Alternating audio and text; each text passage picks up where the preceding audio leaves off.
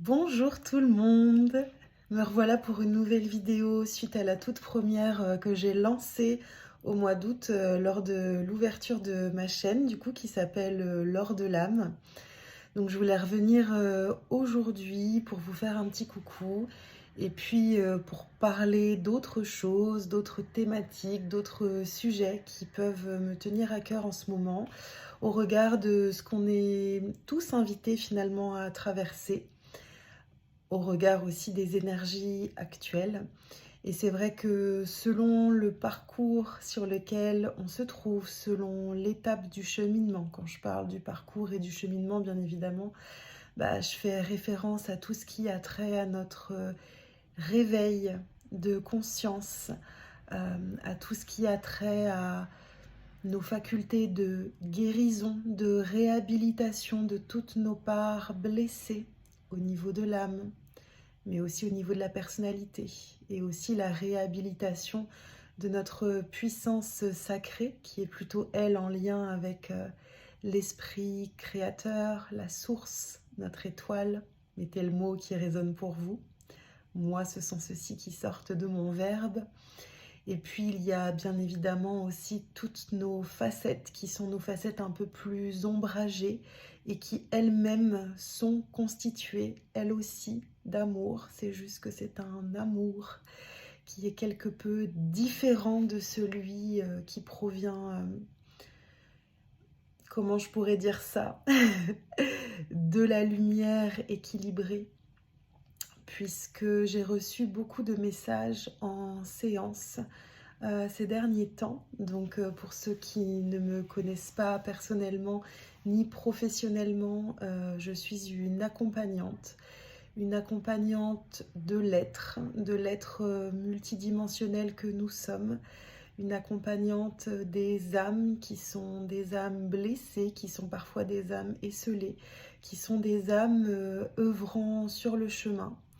nous menant finalement vers, comme je le disais tout à l'heure, la réhabilitation de toutes nos parts, puisqu'on a pu rencontrer différentes problématiques, différentes sources de souffrance, que ce soit dans cette vie-ci ou dans d'autres espaces-temps, que ce soit des mémoires qui nous appartiennent, des mémoires qui appartiennent à la conscience collective, ou des mémoires qui appartiennent également à tout ce qui fait référence à nos lignées ancestrales. Et finalement, nous sommes tous là pour faire appel à la souvenance de ce qu'est notre être originel, de ce qui est l'essence même de ce qui nous constitue, de ce qui constitue nos facettes, nos couleurs, nos particularités, nos ressources, mais aussi bien évidemment nos blessures, parce que le monde dans lequel on vit a tendance un petit peu à cloisonner les choses, ou du moins avait tendance à cloisonner les choses, à mettre ce principe de dualité justement en opposition. Et certes, c'est un fait, jusque-là je ne vous apprends rien. On vit bien sur une terre et à travers une matrice du moins, qui entretient le principe de la dualité, le principe des oppositions, le principe des polarités. Et ce chemin auquel je fais référence, ce chemin de conscience qui fait appel donc à la souvenance de notre être véritable, à la souvenance de notre étoile, à la souvenance de nos origines, à la souvenance de nos teintes, de nos facettes et de nos couleurs. Et ce chemin-là est un chemin certes de guérison de l'âme, mais également de réémergence de toutes nos facultés, de toutes nos ressources, de tout ce qui a trait à nos talents naturels et innés, tout ce qui est là sans que nous ayons à le forcer. Et là où je voulais en venir, c'est que justement cette puissance créatrice qui est présente en tout à chacun d'entre nous, hein, qu'on soit homme, femme, qu'importe l'âge également, on est tous détenteurs de cette puissance créatrice, sauf que bien souvent cette puissance créatrice n'est pas équilibrée à l'intérieur de nos champs de conscience et parfois n'est pas totalement activée et présente à l'intérieur de nous. Et bien évidemment, cette puissance, elle se réhabilite au gré de notre chemin, au gré de notre guérison, au gré de nos expansions de conscience qui nous amènent à remettre en question, à reconsidérer notre quotidien, nos façons de vivre la vie, nos façons de percevoir la vie et notre façon également de ressentir la vie. Et lorsque nous avons tout un tas de parts qui sont endommagées à l'intérieur de nous, là où des mécanismes de protection ont pu être mis en œuvre, des mécanismes d'auto-sabotage, là où certaines de nos facettes éthériques ont pu sauter de nous, ont pu rester coincées dans des espaces-temps, dans des dimensions, eh bien le travail de puissance et de réhabilitation de toute notre puissance créatrice, qui est notre énergie de vie, notre souffle créateur, se fait à travers différents paliers et différentes étapes, puisque réhabiliter toute sa puissance d'un coup d'un seul, et dès le début du chemin de la guérison, dès le début du chemin de la souvenance, dès le début du chemin de l'éveil de conscience, ça serait beaucoup trop. Et finalement, on serait quelque part enseveli sous le poids de tout ce que ça impliquerait. Ça serait comme mettre une sorte de baguette magique dans les mains de quelqu'un qui n'aurait jamais expérimenté et ni maîtrisé en fait l'art de la magie. L'art de la magie, c'est bien évidemment le verbe qui dit que l'âme agit lorsque la magie opère. Et la magie opère justement bien naturellement avec ces grandes forces de vie qui sont en lien avec l'univers, le multivers dans lequel on vit, et qui nous permettent en quelque sorte de pouvoir justement réhabiliter cette puissance à l'intérieur de nous afin de pouvoir agir. Agir au nom de notre être véritable. Agir à travers les cœurs de compétences de notre essence originelle qui fait partie effectivement des teintes qui nous constituent. Je parle beaucoup de teintes parce que ça peut parler aux artistes et aux autres, à savoir que il existe tout un tas de couleurs en fait dans la vie, et qu'on a tous nos particularités et qu'on a tous et toutes nos teintes qui sont très singulières, et toutes ces teintes-là faisant partie d'un seul et même tout. Cependant, nous sommes invités, en réhabilitant nos puissances singulières, à les exprimer et à créer une belle toile très colorée, très complémentaire. Et ces temps-ci, depuis cet été, c'est vraiment vers là que je ressens aller. Mais pas seulement moi, parce que bien évidemment, il n'y a pas de hasard. Et lors de mes accompagnements, il y a bon nombre de personnes qui sont également sur ce chemin, dans l'activation de leur flamme intérieure, dans l'activation et la réhabilitation de leur puissance créatrice. Et là où il y a quelques semaines et quelques mois, nous étions invités à travailler vraiment sur une énergie qui demandait plutôt à réceptionner, qui demandait énormément à introspecter, qui demandait à se caler sur la bonne fréquence. Aujourd'hui, nous sommes sur la bonne fréquence, j'ai envie de dire. Et quelque part, c'est mettre cette bonne fréquence sur laquelle nous sommes alignés, sur laquelle nous sommes guidés, orientés et calibrés, au service de notre puissance créatrice, au service de notre énergie plus en lien avec l'action, la création, l'entreprise, le fait d'agir de façon concrète dans la matière. Et aujourd'hui, c'est ça qui nous est demandé, c'est ce message qui ne cesse de me venir en séance, en soins, en méditation, en rêve, que à force de conviction, à force de pugnacité, à force de foi, à force de persévérance, eh bien, notre puissance originelle ne demande qu'à jaillir à travers l'énergie de vie qu'elle est et qui demande à reprendre sa place dans toutes les structures de notre être, tout simplement parce que nous avons fait de la place, tout simplement parce que nous avons œuvré vers de multiples transmutations, vers de multiples alchimisations, tel l'alchimiste qui transmute son plomb en or. De ce fait, nous avons généré un nouvel élan de vie, une nouvelle sève qui monte à travers notre tronc et à travers toutes les branches dont nous sommes constitués pour générer de nouveaux germes, de nouvelles boutures, afin que de nouveaux élans de vie puissent prendre leur place en abondance. Et cela, notre puissance, elle arrive justement à se manifester, à créer, à germer là où il n'y avait plus de vie, là où la vie avait pu être détruite. Cette graine a été posée afin d'éclore. Et aujourd'hui, ce qu'il est important de conscientiser, c'est que nous sommes invités à nous expanser,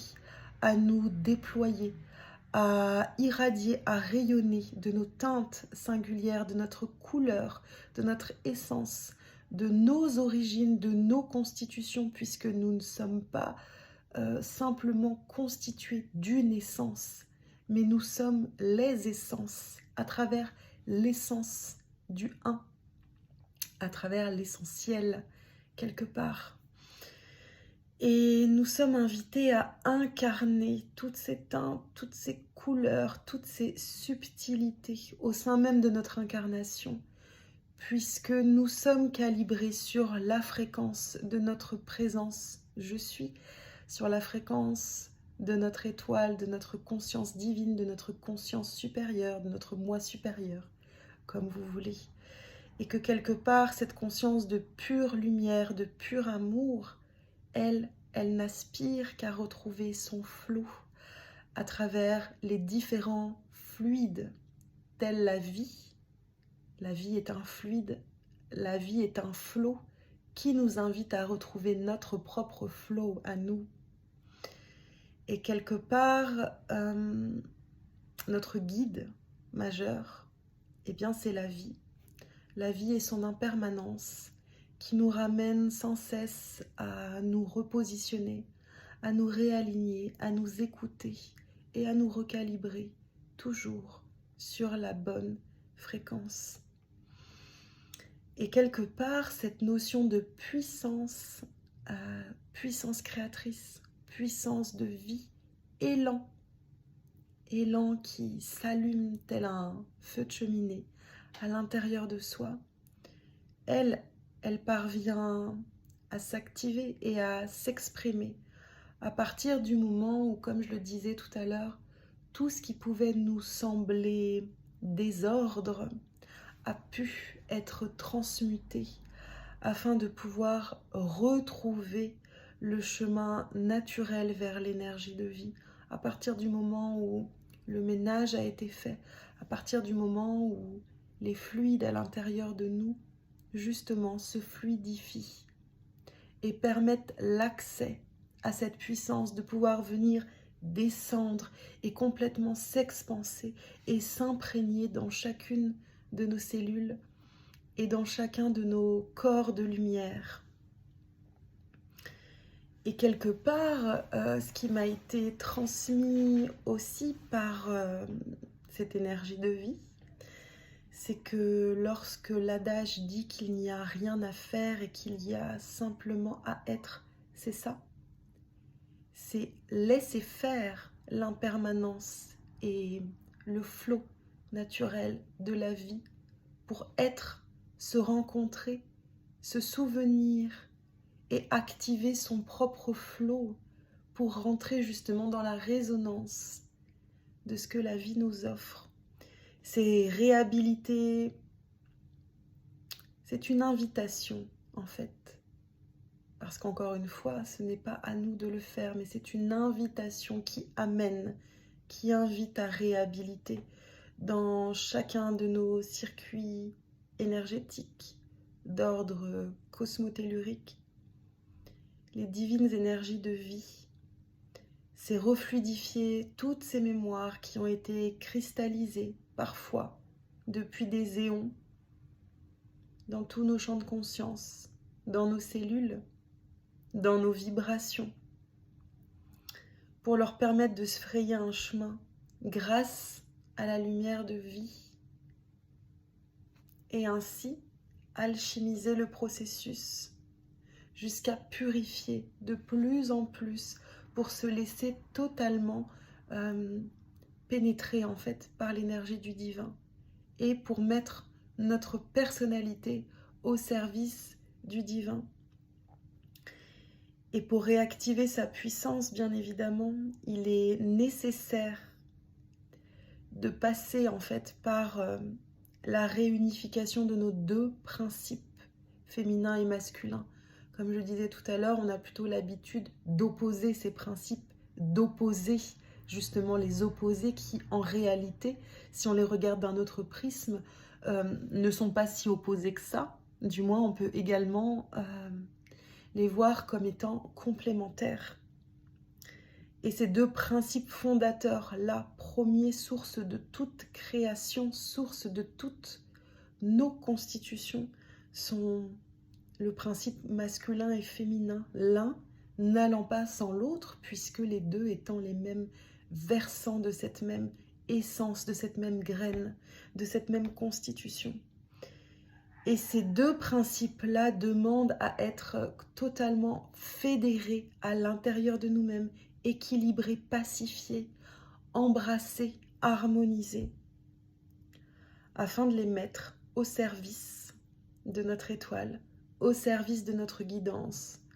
au service de notre soi supérieur, qui initiera, du coup, par sa présence à l'intérieur de tous nos corps, son couple intérieur, à revêtir et réhabiliter le symbole androgyne qui le constitue, afin de n'être plus qu'un seul. Voilà, j'avais noté quelques petites choses, c'est pour ça que vous me voyez peut-être jeter des petits coups d'œil par-ci par-là.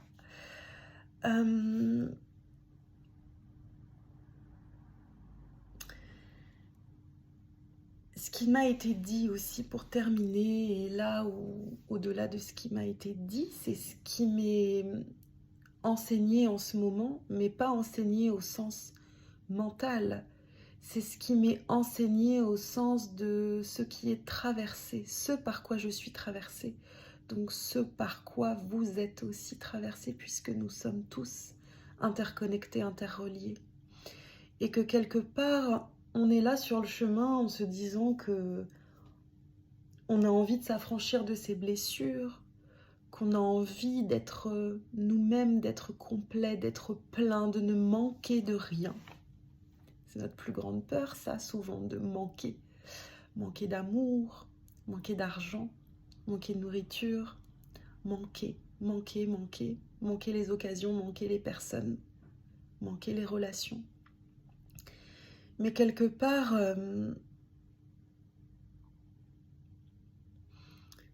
vibrer cette guérison, vibrer cette harmonie, vibrer cette plénitude, vibrer cette complétude, vibrer notre être originel, c'est être plein de soi. Et être plein de soi, c'est être plein de ce flux, de ce fluide d'énergie de vie à travers lequel nous sommes constitués. Et quelque part, l'invitation là aussi est surtout de ne rien pressentir manquer, parce que tout est totalement présent dans l'instant. Et l'invitation est aussi de ne plus avoir à courir, ni après le temps, ni après les gens, ni après quoi que ce soit d'ailleurs. Parce que tout ça, ce n'est qu'illusion. Ce n'est qu'illusion de notre part très attachée à notre personnalité. Ce n'est qu'une illusion entre la lutte de l'ego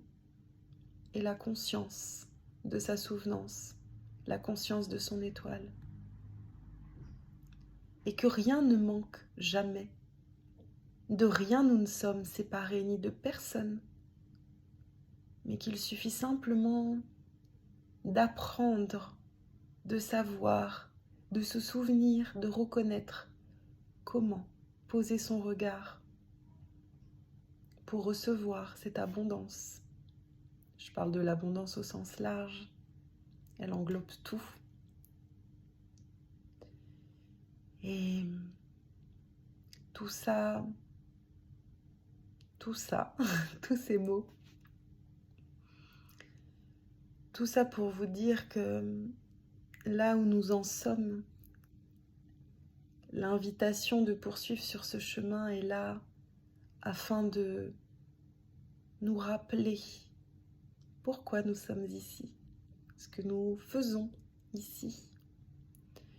Et quelque part, c'est raviver la flamme, raviver nos flammes individuelles et collectives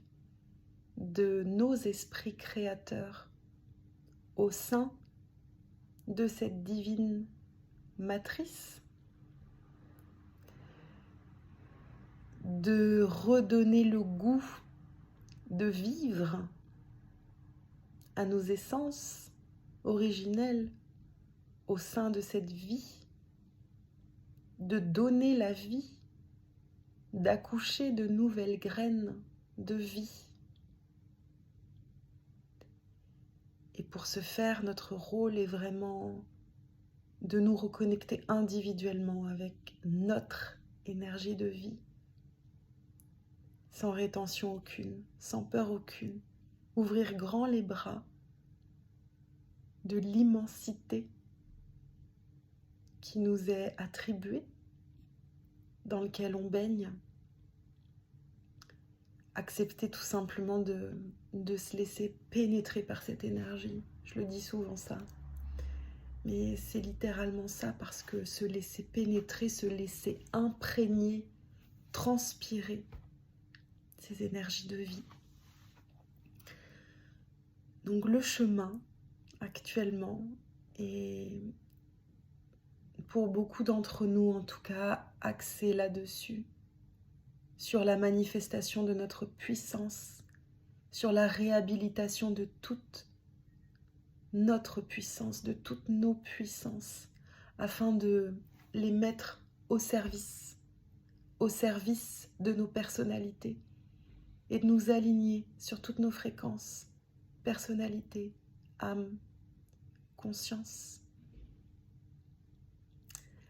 Sur ces derniers mots, je vous laisse et je vous dis à bientôt, et je souhaite que ces mots aient pu résonner en vous, vous réaligner, vous apporter, vous nourrir aussi, et osez être, osez déployer votre puissance, acceptez les secousses sur le chemin et n'ayez crainte, gardons foi, amour, confiance, lumière bien allumée pour éclairer notre chemin, et puis surtout pour la partager au monde et aux autres. Bye bye tout le monde!